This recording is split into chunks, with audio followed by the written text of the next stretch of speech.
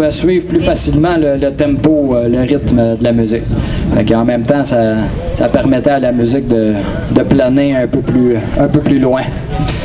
Fait que, avez-vous des questions? Gênez-vous pas, hein? On est là pour ça. Non, tout va bien. Vous pouvez expérimenter juste pour voir en levant pas vos pieds.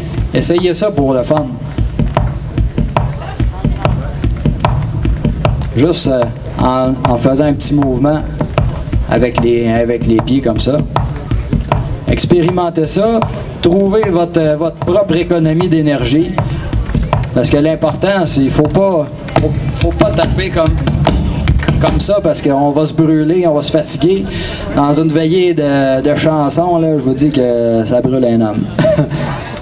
Fait que, les bottes à cap d'acier sont à proscrire. oui, les bottes à cap d'acier sont à proscrire. C'est pas l'idéal. Il y en a qui tapent avec ça. François Dauphin fait ça, mais je le trouve tough pas mal. Ouais, un petit soulier léger, c'est toujours commode. Ah, vous avez sûrement de métal pour faire le bruit? Comment? Pour faire le bruit, là, votre chose, il n'y a pas de métal? Non, aucun métal. Moi, c'est juste une semelle de cuir Ah, OK. qui fait l'impact du son sur le plancher de bois. OK. Aussi simple que ça. Rien de plus compliqué. Autrefois, il y en avait qui utilisaient des clous. Aujourd'hui, il y en a qui mettent des punaises aussi. Fait que pour avoir un petit son un peu plus clair.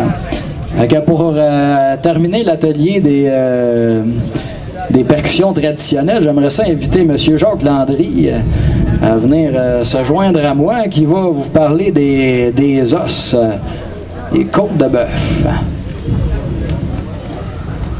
Les côtes de veau. Les côtes de bœuf.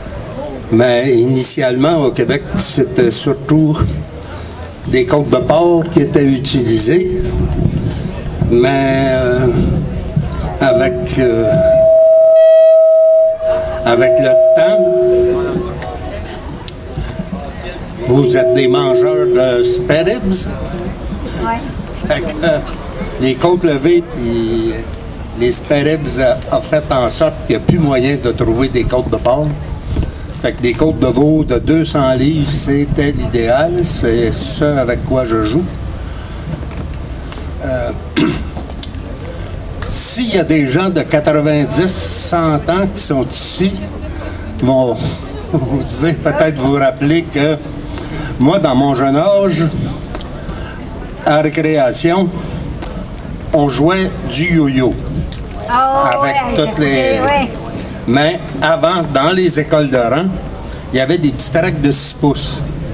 Et puis pendant la récréation, l'idée, ils brassaient les règles de 6 pouces. Donc, à une certaine époque, pratiquement tout le monde savait comment fonctionnaient les os. Moi, la particularité que j'ai, c'est que je les vide. J'enlève la moelle qu'il y a dedans. Parce que j'aime mieux les toc-toc que les clic-à-clic.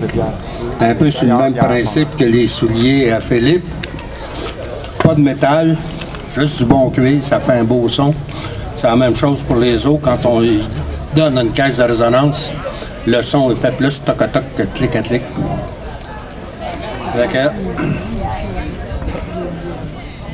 Moi, j'utilise aussi ce qui va peut-être être un petit peu plus dur pour le son pour vous autres, là. Je me sers du mouvement pour m'aider à changer les figures des os. C'est un petit peu plus dur à sonoriser. En tout cas, on va voir ce que ça donne. On va demander à Philippe de nous jouer un petit air de l'île de Baleine, tu disais, qui a appris de M. Philippe Bruno, grand accordéoniste du Québec. Ça va donner à peu près ça.